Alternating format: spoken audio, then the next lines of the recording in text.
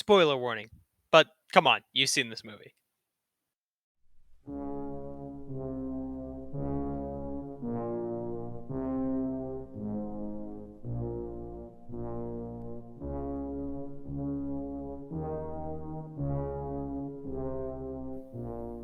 This is how you open a movie.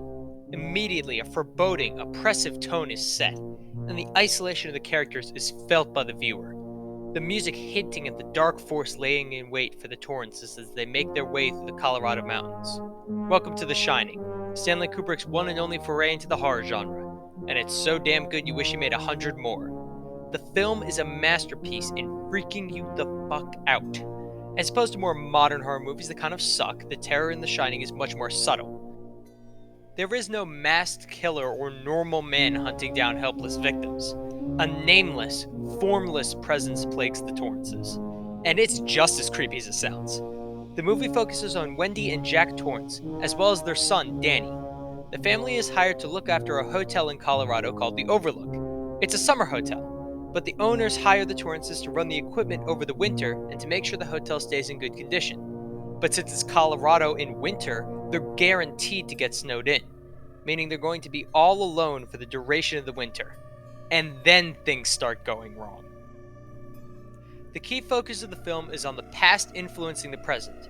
The Shining itself is a psychic talent possessed by some that allows them to communicate mentally with others that shine.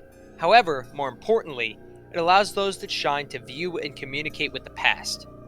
But the past talks back and influences the present. It pushes Jack to the edge of his sanity and gets him to try to kill his family. A perfect example of this is the relationship between Jack and Lloyd. Jack is a recovering alcoholic who has been sober for 5 months. When you're first introduced to him, he's well-mannered and kind. The hotel staff also mentions that there is no liquor anywhere in the hotel. But Jack starts to see a bartender named Lloyd who gives him alcohol in the bar. Remember, the Torrances are the only ones in the hotel. So Jack is hallucinating. He's going stir-crazy. Not so simple. He begins acting like an angry drunk. You see him slurring his words and snapping out with a dazed expression on his face, exactly like a drunk. Like the hotel is playing on his weakness. This is one example of 100 in this movie. It prods your imagination to try to figure out what's going on and to form your own thoughts about the movie. But you have no concrete evidence that everything isn't just in Jack's head until this scene. There's nothing I look forward to with greater pleasure, Mr. Grady. You give your word on that deal, Mr. Torrance? I give you my word.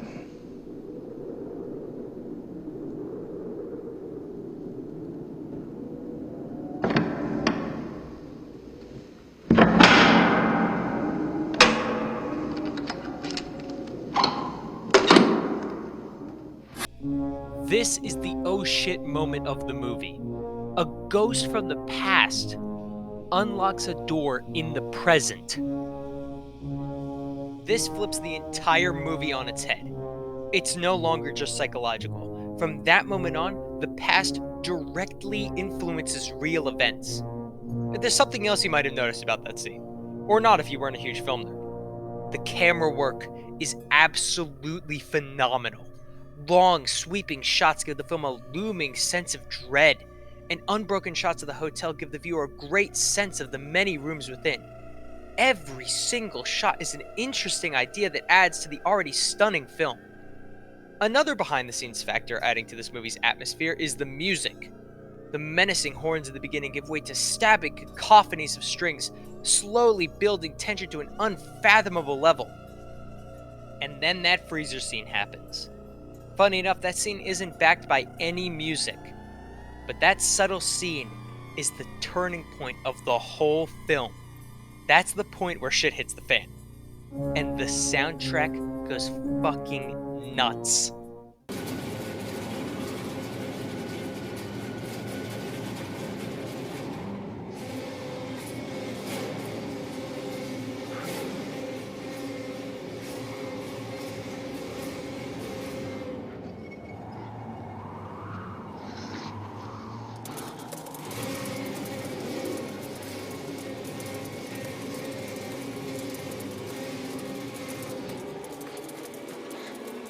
seeing this for the first time is unbelievable.